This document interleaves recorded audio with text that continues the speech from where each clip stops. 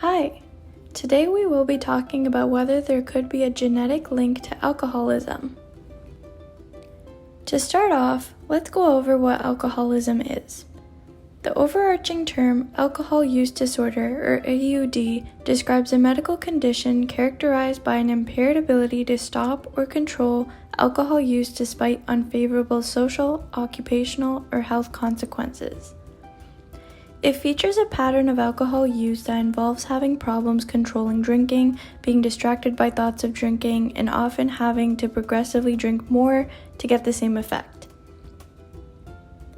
Depending on the severity, it can also result in withdrawal symptoms such as headaches, anxiety, tremors or shakes, insomnia, fatigue, mood changes, and more, whenever an individual tries to stop drinking. Conditions such as alcohol abuse, alcohol dependence, alcohol addiction, and alcoholism all fall under this one disorder. Healthcare professionals use the Diagnostic and Statistical Manual of Mental Disorders, 5th edition, or DSM-5, to diagnose alcohol use disorder and assess severity. Severity is based on a number of criteria a person meets based on their symptoms. If someone meets 2 to 3 conditions, they have mild severity. If someone meets 4 to 5 conditions, they have moderate severity. And lastly, if they meet 6 or more conditions, they have severe alcohol use disorder. Healthcare professionals will ask a series of questions to assess the effects of alcohol use on lifestyle, relationships, safety, and health status, in order to determine the number of criteria that individuals meet as outlined in the DSM-5. An individual's susceptibility to develop AUD is dependent on many factors. For this video, we will discuss 3 of the main causes that increase the chances of developing AUD. This includes an individual's mental health, the age they begin drinking, and their genetics. An individual's mental health has been proven to contribute to the development of AUD. Mental health conditions linked to AUD include present or childhood trauma, depression, ADHD, and PTSD. Research shows that the chances of developing AUD differ according to the age of alcohol consumption. Specifically, the risk of AUD increases 5 times when a person starts consuming alcohol before the age of 15 compared to an individual that begins consuming alcohol at the age of 21 or later.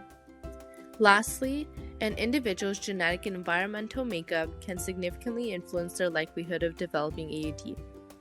For example, individuals are more likely to consume alcohol if they grew up witnessing their parents drinking.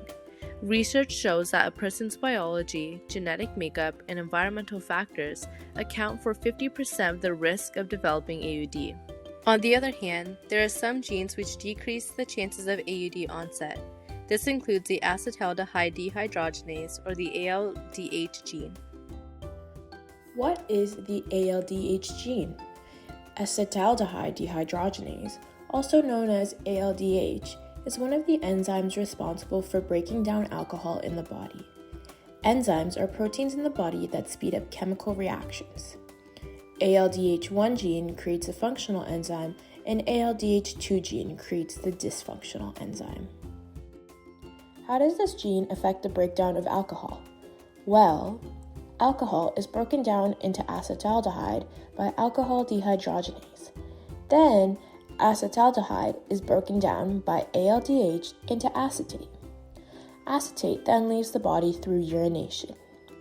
Both alcohol dehydrogenase and ALDH are essential to break down alcohol in the body.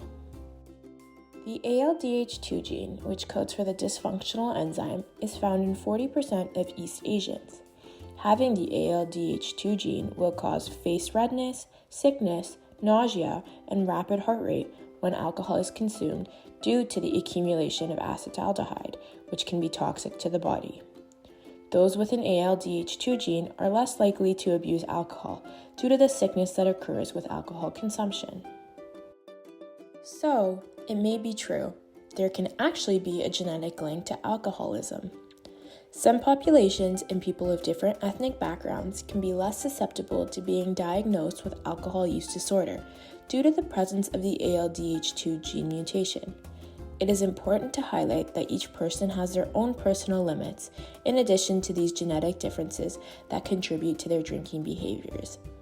Being cognizant of all the contributing factors can prevent alcoholism in more susceptible individuals. Thank you for watching our video.